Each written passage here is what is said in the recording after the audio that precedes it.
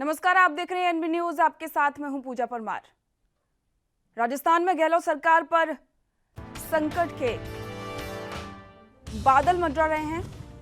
अंदरूनी कलह के बीच उप मुख्यमंत्री सचिन पायलट ने मुख्यमंत्री अशोक गहलोत के खिलाफ खुलकर मोर्चा खोल दिया। उन्होंने दावा किया है कि उनके साथ 30 से अधिक विधायक हैं। गहलोत सरकार अल्पमत में आ चुकी है। राज्य के उप मुख्यमंत्री और प्रदेश कांग्रेस अध्यक्ष सचिन पायलट ने आज की विधायक दल की बैठक में भाग लेने से भी मना कर दिया है।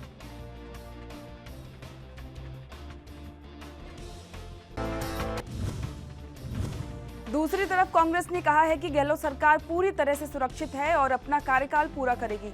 कांग्रेस सूत्रों का कहना है कि पायलट को यह संदेश भिजवाया गया था कि वह एक संक्षिप्त बयान जारी करें कि उनकी कांग्रेस अध्यक्ष सोनिया गांधी और पूर्व अध्यक्ष राहुल गांधी में पूरी आस्था है और वो जो भी फैसला लेंगे वह उन्हें स्वीकार होगा। संगठन महासचिव केसी वेणुगोपाल ने उनसे संपर्क करने की कोशिश की।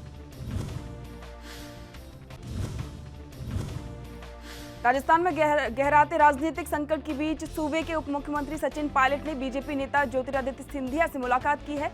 दोनों नेताओं की ये मुलाकात दिल्ली में हुई है। 40 मिनट तक चली ये मुलाकात ज्योतिरादित्य सिंधिया के आवास पर हुई। इस मुलाकात के कई मायने निकाले जा रहे हैं।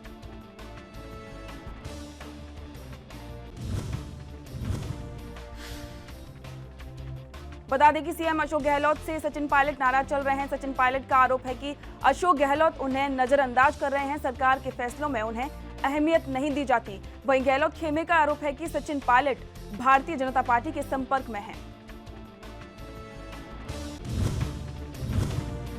वहीं इसके पहले ज्योतिरादित्य सिंधिया ने ट्वीट कर कांग्रेस और अशोक गहलोत पर निशाना साधा। ज्योतिरादित्य सिंधिया ने ट्वीट में कहा कि यह देखकर दुखी हूं कि मेरे पुराने सहयोगी सचिन पायलट को भी सीएम गहलोत ने दरकिनार कर दिया है। यह दिखावा है कि कांग्रेस में प्रतिभा और क्षमता का कम ही भरोसा किया जाता है।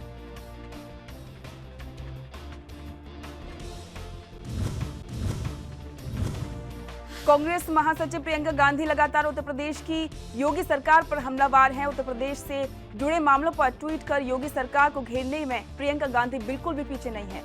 अब उत्तर प्रदेश कांग्रेस के प्रमुख अजय कुमार लल्लू ने कहा है कि आगामी विधानसभा चुनाव में प्रियंका गांधी पार्टी का चेहरा होंगी।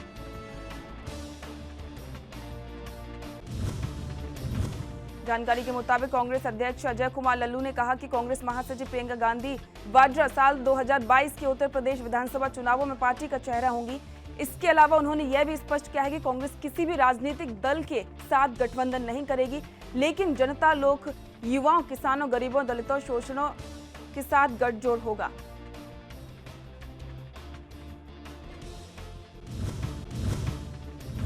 अजय कुमार लल्लू ने कहा कि उत्तर प्रदेश उनकी धरती है। प्रियंका गांधी इसी जगह रहती हैं। उन्हें और उनके परिवार को यूपी की मिट्टी से और यूपी के करोड़ों लोगों से लगाव है। वह करोड़ों लोगों के दिलों में बसती हैं। निसंदेह उनके नेतृत्व में पार्टी यूपी विधानसभा चुनाव लड़ेगी। प्रियंका गांधी हमारा पार्टी का चेहरा होंगी। उन्होंने कहा कि पार्टी लोगों की आवाज बनेगी और जनता हमें आशीर्वाद देगी।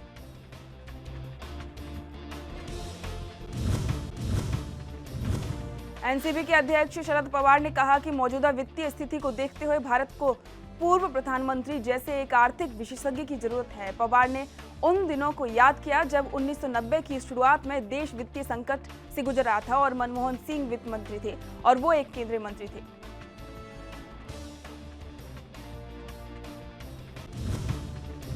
पवार ने कहा कि वह मनमोहन सिंह ही थे जिन्होंने देश को नई दिशा दी, देश को आर्थिक संकट से बाहर निकाला। इसके लिए मैं पूरा श्रेय मनमोहन सिंह और तत्कालीन प्रधानमंत्री पीवी नरसिम्हा राव को भी दूंगा। आज देश को उनकी जरूरत है। मुझे लगता है कि प्रधानमंत्री नरेंद्र मोदी साहब को अर्थशास्त्रियों से मदद लेने की पहल करनी चाहिए। मुझे विश्वास है कि देश उनका समर्थन करेगा।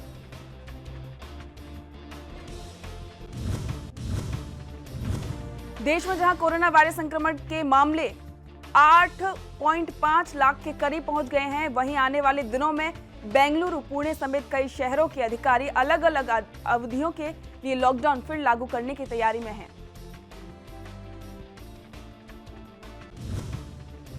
कर्नाटक, तमिलनाडु ने रविवार का लॉकडाउन लगा रहा। असम, अरुणाचल प्रदेश, मेघालय और बिहार जैसे राज्यों में अलग अलग अवधियों में क्षेत्रवार लॉकडाउन की घोषणा की है। कर्नाटक सरकार ने बेंगलुरु में 14 जुलाई से 7 दिन के लिए पूरी तरह लॉकडाउन का ऐलान किया है।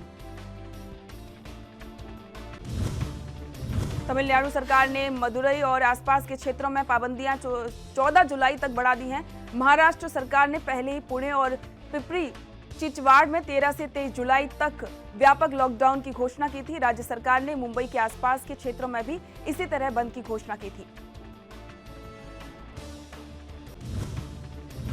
महानायक अमिताभ और अभिषेक के कोरोना पॉजिटिव पाए जाने के बाद ऐश्वर्या राय और उसकी 8 साल की बेटी आराध्या बच्चन भी कोरोना पॉजिटिव पाई गई। हालांकि जया बच्चन की रिपोर्ट नेगेटिव आई है। इसके बाद बंगले को सैनिटाइज के बाद सील कर दिया गया है।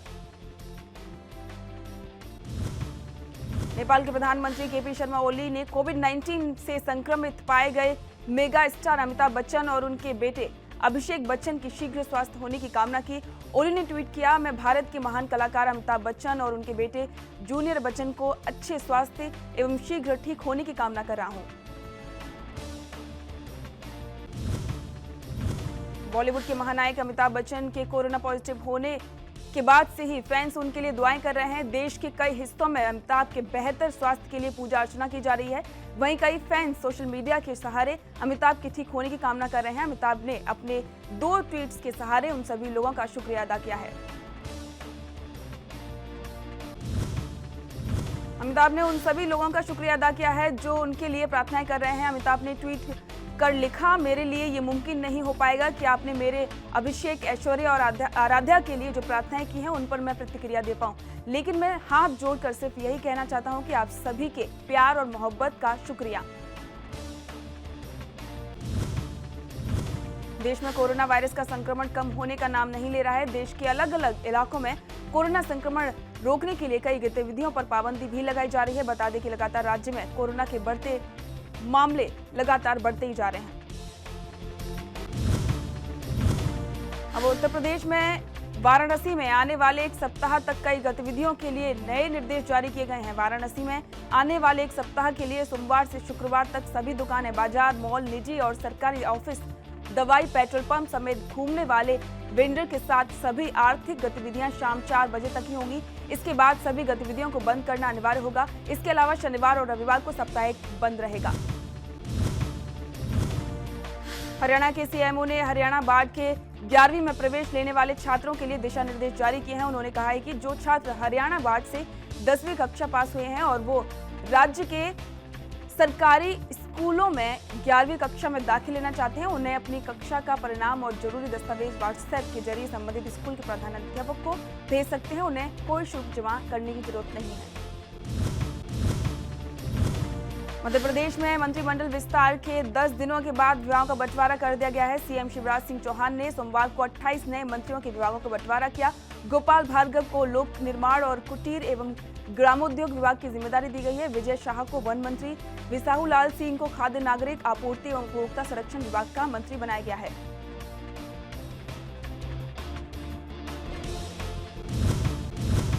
नरोत्तम मिश्रा को गृह जेल संसदीय कार्य विधि विभाग की जिम्मेदारी, तुलसी राम सिलावट को जल संसाधन, मछुआ कल्याण और मत्स्य विभाग की जिम्मेदारी, जगदीश देवड़ा को वाणिज्यिक कर, वित्त योजना, आर्थिक एवं सांख्यिकी विभाग की जिम्मेदारी दी गई है। इसके अलावा यशोदा राजे सिंधिया को खेल एवं युवा कल्याण, तकनीकी शिक्षा, कौशल विकास एवं रोजगार विभाग, भूपेंद्र सिंह को नगरीय विकास एवं आवास, मीन सिंह मांडवे को आदिम जाति कल्याण, अनुसूचित जाति कल्याण, कमल पटेल को किसान कल्याण एवं कृषि विभाग, ऐदल सिंह कंसाना को लोक स्वास्थ्य यांत्रिकी विभाग मिला है। वहीं इमरती को महिला बाल विकास विभाग की जिम्मेदारी सौंपी गई है। गोविंद सिंह राजपूत को राजस्व परिवहन, ब्रजेंद्र प्रताप सिंह को खनिज साधन और श्रम विभाग, विश्वास सारंग को चिकित्सा शिक्षा, भोपाल गैस त्रासदी राहत एवं पुनर्वास, इमरती देवी को महिला एवं बाल विकास, प्रभुराम चौधरी को लोक स्वास्थ्य एवं परिवार कल्याण, महेंद्र सिंह सिसोदिया को पंचायत एवं ग्रामीण विकास विभाग मिला है।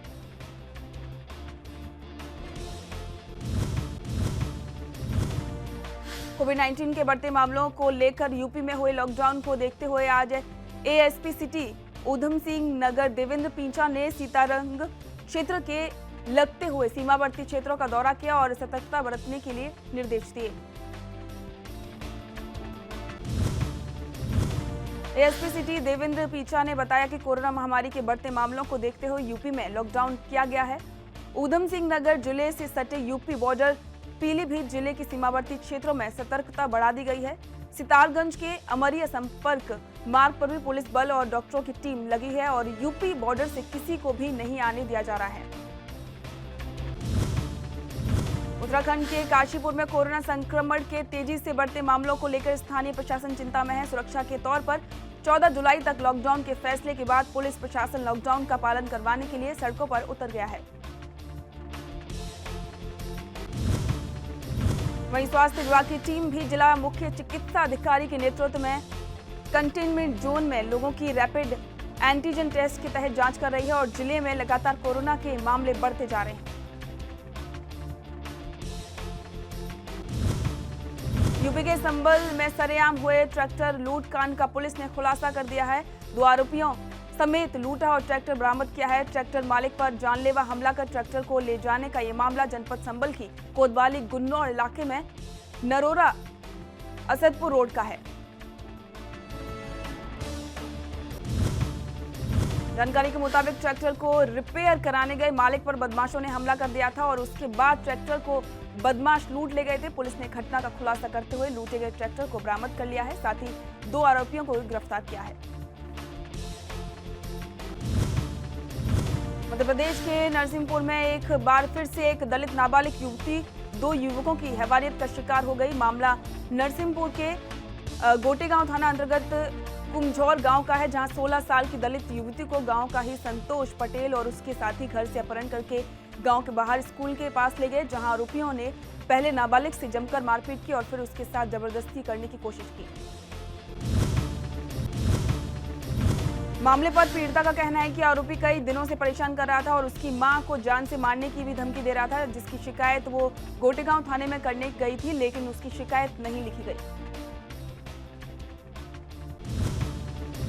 हालांकि अब मामला मीडिया में आने के बाद पुलिस हरकत में आई है और नरसिंहपुर के अजाक थाने में परिजनों के बयान के आधार पर आरोपियों के खिलाफ धारा 363, 366A और हरिजन एक्ट के तहत कार्रवाई शुरू कर दी है। हरियाणा के कई जिलों में लगातार टिड्डी दल का हमला जारी है। इसी कड़ी में शनिवार रात सिरसा जिले के ऐलनाबाद और रानिया के करीब 2 दर्जन गांव में टिड्डी दल ने अपना कहर बरपाया, जिसके चलते गांव केसुपुरा में प्रशासन की ओर से एक विशेष अभियान के तहत टिड्डियों पर कीटनाशक का स्प्रे कर काफी संख्या में टिड्डियों को मारने की सफलता हासिल की।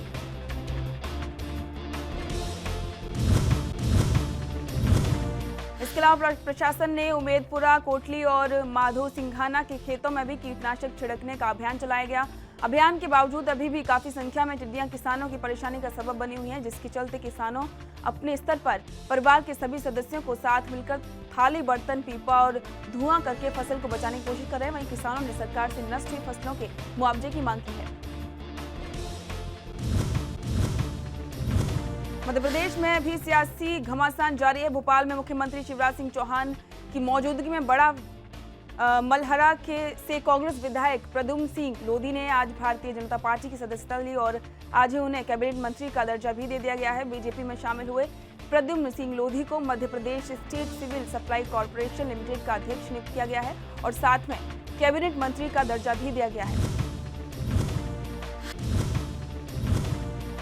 देश में कोरोना वायरस का संकट लगातार बढ़ता ही जा रहा है। हर रोज कोरोना संक्रमित मरीजों में इजाफा देखने को मिल रहा है। वहीं दिल्ली में भी नए कोरोना संक्रमितों की पुष्टि हो रही है। अब दिल्ली में 1500 से ज्यादा नए कोरोना के मरीज सामने आए। दिल्ली में कोरोना वायरस के 1573 नए मामले सामने आए हैं।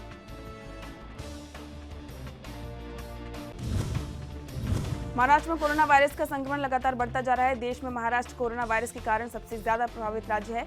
अब महाराष्ट्र में कोरोना वायरस के कारण संक्रमित लोगों की संख्या 2,05,000 के पार पहुंच चुकी है। राज्य में कल 7,827 नए संक्रमित मरीजों की पुष्टि हुई। इसके साथ ही महाराष्ट्र में कोरोना वायरस के मरीजों का आंकड़ा 2,05,000 के पार हो चुका है। महाराष्ट्र में अब तक 2,54,427 कोरोना के मरीज हैं। मध्य प्रदेश के बैतूल में रिश्तों को शर्मसार कर देने वाला एक मामला सामने आया है, जहां एक नर्स ने 1.5 लाख रुपए की सुपारी देकर अपने पति की हत्या करवा दी, जिसकी सूचना पुलिस को दी गई।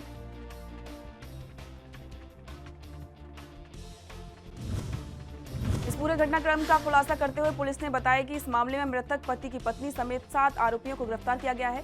पुलिस के मुताबिक आरोपी महिला नर्स का आरोप है कि उसका पति उस पर शक करता था और उसके साथ मारपीट करता था, जिसके कारण उसने इस वारदात को अंजाम दिया।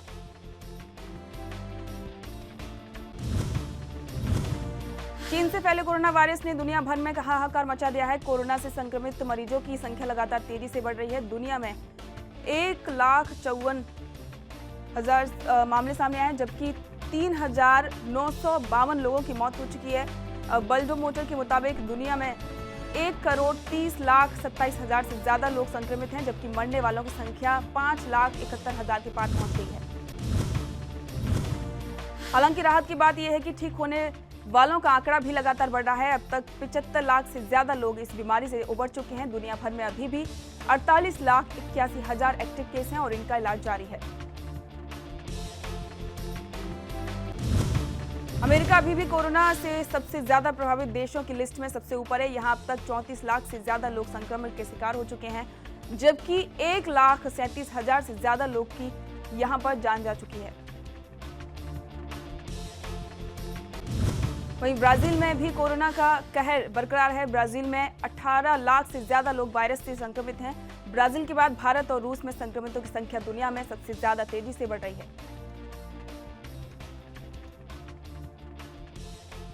कोरोना वायरस ने दुनिया में एक बार फिर संक्रमण का रिकॉर्ड कायम किया। WHO के मुताबिक पिछले 24 घंटे में दुनिया भर में 2,30,000 लोग कोरोना से संक्रमित हुए।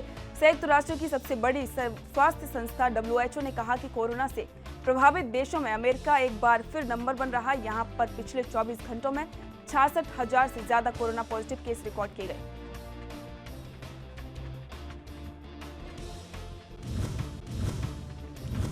रूस की सेचेनोव यूनिवर्सिटी में दुनिया की पहली कोरोना वैक्सीन का सफलतापूर्वक परीक्षण हुआ। ट्रांसलेशन मेडिसिन एंड बायोटेक्नोलॉजी संस्थान के निदेशक ने बताया कि जिन लोगों पर इस वैक्सीन पर परीक्षण किया गया है उनमें से पहले समूह को 15 जुलाई और दूसरे समूह को 20 जुलाई को अस्पताल से छुट्टी दी जाएगी। अमेरिका में होने वाले राष्ट्रपति चुनाव के लिए चीन चुनावी मुद्दा बनकर उभरा है। ऐसे में राष्ट्रपति डोनाल्ड ट्रंप और डेमोक्रेटिक जो बाइडेन चीन के खिलाफ चुनावी जंग में एक दूसरे को पछाड़ने में लगे हैं। दोनों ही यह दर्शाना चाहते हैं कि वे चीन संबंधित मामलों में बेहतर तरीके से निपट सकते हैं। ट्रंप के चुनावी अभियान प्रबंधकों ने इस तरह के विज्ञापन निकाले जिनमें बाइडेन चीनी राष्ट्रपति शी जिनपिंग की आवभगत में लगे हुए हैं। वहीं दूसरी ओर बाइडेन के चुनावी अभियान की ओर से ट्रंप को कोरोना वायरस को हल्के में लेते हुए महामारी के बारे में पारदर्शी रहने और जिनपिंग की सराहना करते हुए दिखाया गया, जबकि यह स्पष्ट है कि चीन ने महामारी के बारे में दुनिया के सामने विवरण देर से साझा किए। विज्ञापनों की समीक्षा करने वाले रिपब्लिकन पोस्टलर फ्रैंक ने कहा, मुझे लगता है कि कांटे का टक्कर होगी, लेकिन नहीं पता कि इसका फायदा किसे मिलेगा। हरियाणा में हांसी पुलिस ने बचकर भागने का प्रयास कर रहे रविंद्र नामक युवक की मौत हो गई। एक बाइक सवार को जिन चुंगी पर पीसीआर ने कुचल दिया। चालान से बचने के लिए मृतक ने बाइक से भाग रहा था। इसी दौरान पुलिस ने पीछा करना शुरू किया। इसी खींचतान में रविंद्र पीसीआर की गाड़ी के नीचे आ गया। बुरी तरह कुचले जाने के बाद गंभीर रूप से घायल हो गया, जहां से उसे इलाज के लिए दौरान उसने दम तोड़ दिया। वहीं पीसीआर से कुचलने की वीडियो सीसीटीवी में कैद हो गई। इसके बाद पुलिस मामले को दबाने में जुटी गई, जिससे परिजन भड़क गए और आरोपित पुलिस कर्मचारियों पर मामले दर्ज करने और गिरफ्तारी की मांग की और शव को लेकर लघु सचिवालय के समक्ष धरने पर बैठ गए। परिजनों के विरोध पर पुलिस बैकफुट पर आ गई और तैनात 3 पुलिस कर्मचारियों के खिलाफ हत्या और SSC/ST एक्ट में मामला दर्ज किया।